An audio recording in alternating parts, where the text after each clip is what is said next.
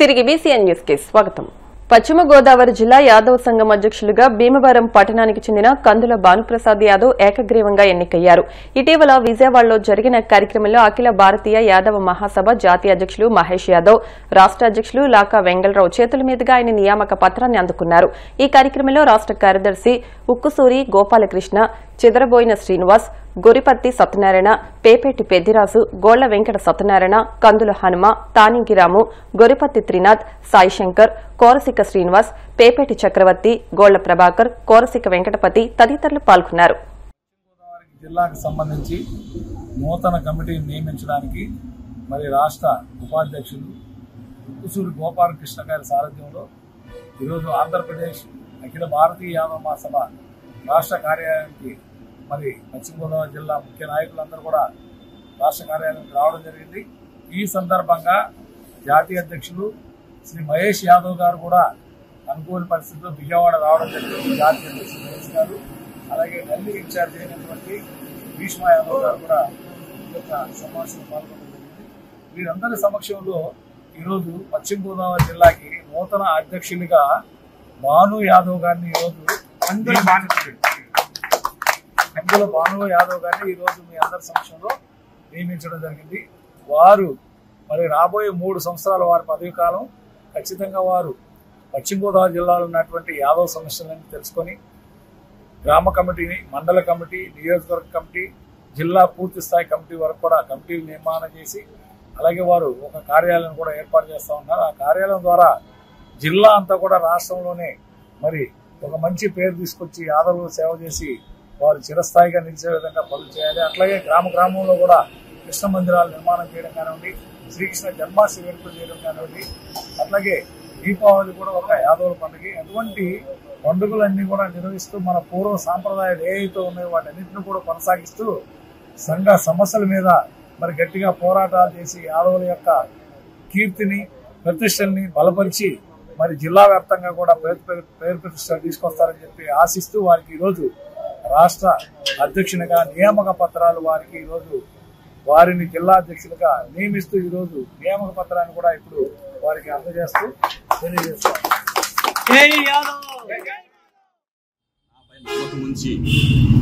రాష్ట్ర అధ్యక్షులైనటువంటి లాగా వెంగళరావు గారు నాకు ఈ బాధ్యతను అప్పచెప్పారు కాబట్టి మీ అందరి నమ్మకాన్ని నేను నిలబెట్టుకుంటూ మన యాదవ్ జాతి కోసం కష్టపడి పనిచేసి ప్రతి ఒక్కరికి అందుబాటులో ఉంటూ జిల్లా స్థాయిని, నియోజకవర్గ స్థాయిని, మండల స్థాయిని, గ్రామ స్థాయి నుంచి కమిటీలు ఏర్పాటు చేసుకుని ప్రతి ఒక్కరికి అందుబాటులో ఉండేలా పనిచేస్తూ మీ అందరి నమ్మకాన్ని నిలబెట్టుకుని మన యాదవ్ జాతి అభ్యుదయానికి నేను మనస్ఫూర్తిగా కృషి చేస్తానని మీ అందరికీ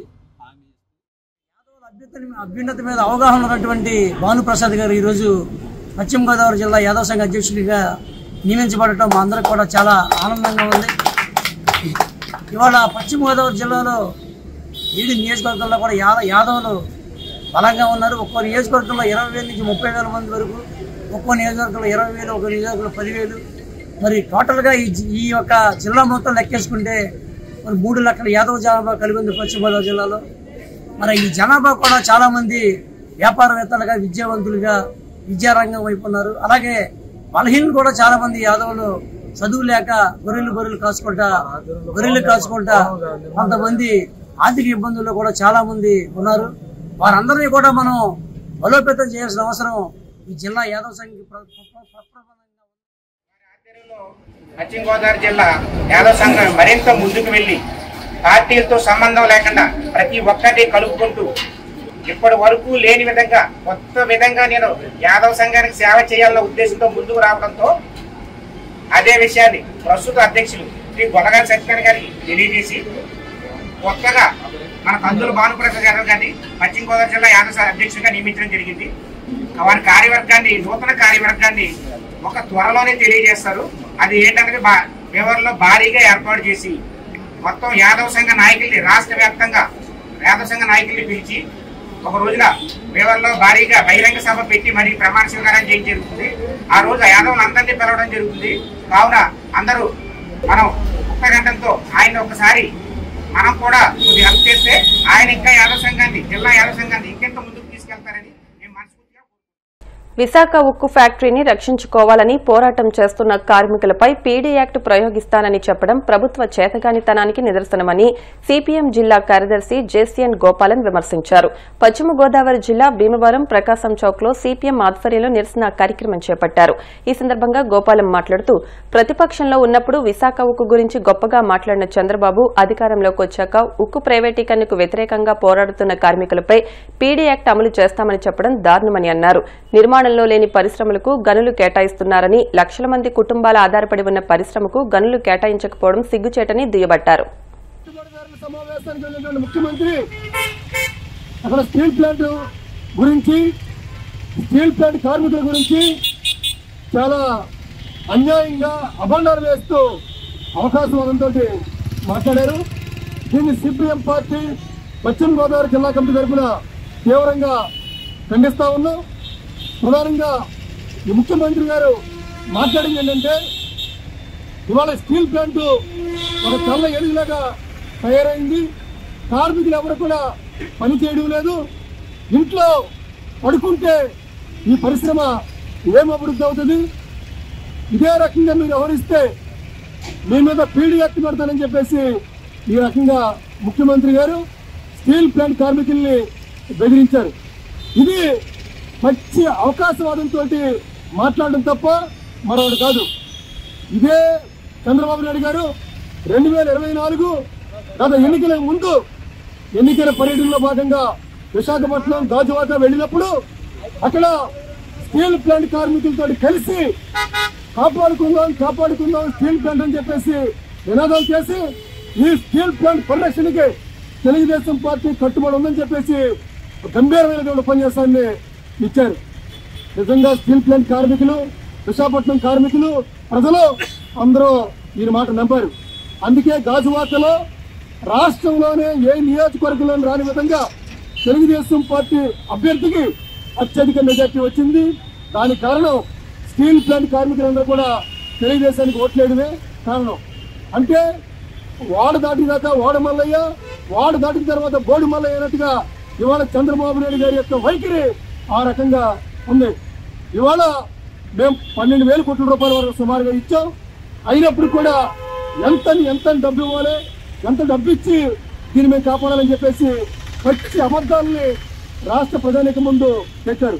ప్రైవేట్ రంగంలో ఉన్న స్టీల్ ప్లాంట్ కూడా ఇవాళ బొగ్గు గనులు గాను ఉండే, ఐరన్ ఓర్లు గాను ఉండే ఇవాళ కేంద్ర ప్రభుత్వం కేటాయింపు చేస్తుంది.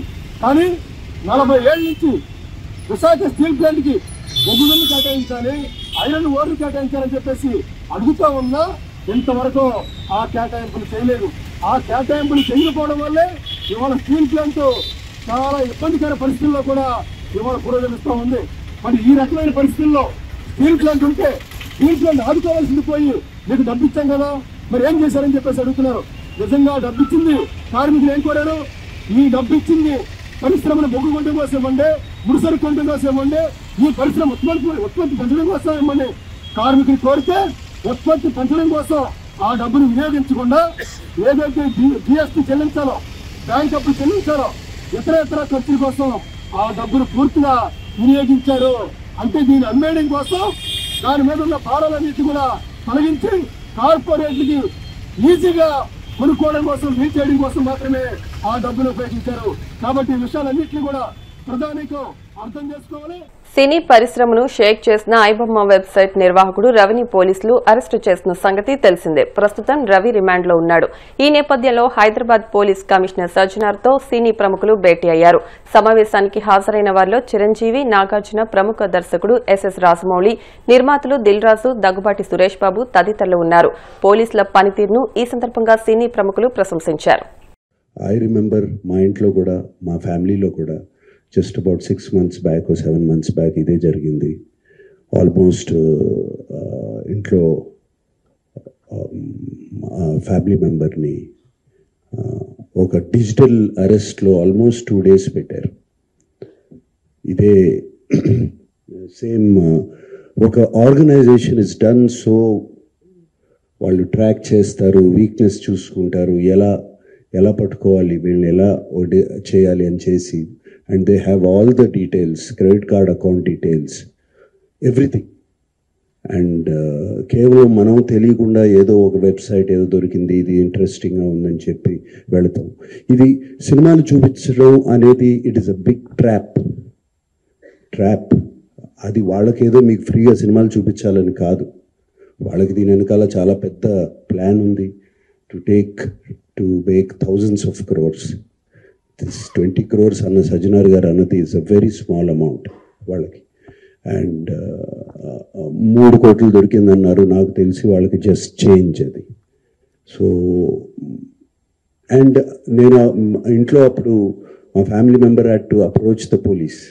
నాకు ఇలా జరుగుతుంది అంటే ఇమీడియట్గా when police came on line వచ్చినగానే వాళ్ళు 1 సెకండ్లో మాయమైపోయారు. వాళ్ళని ట్రేస్ చేయడం కూడా కుదరలేదు తర్వాత, అంత పకడ్బందీగా ఉన్నారు. సో వార్తలు ముగించే ముందు ముఖ్యాంశాలు మరొకసారి. టీటీడీ పరకామణిలో 100 కోట్ల చోరీ జరిగిందన్న మంత్రి పార్థసారథి. దొంగలు దొరికిపోతారనే భయంతోనే సతీష్ కుమార్ ను అంతమొందించారని వ్యాఖ్య. విశాఖ స్టీల్ ప్లాంట్ కార్మికులకు సీఎం చంద్రబాబు క్షమాపణ చెప్పాలి. వైసీపీ రాష్ట్ర అధికార ప్రతినిధి కొండా రాజీవ్ గాంధీ డిమాండ్.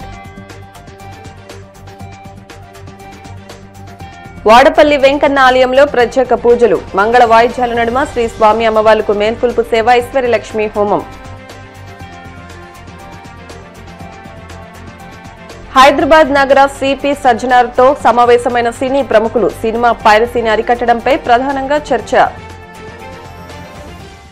ఈ వార్తలు ఇంతటితో సమాప్తం. మరిన్ని వార్తల కోసం BCN digital YouTube channel, Facebook page ని ఫాలో అవ్వండి. అప్డేట్ వార్తల కోసం ప్లీజ్ సబ్స్క్రైబ్.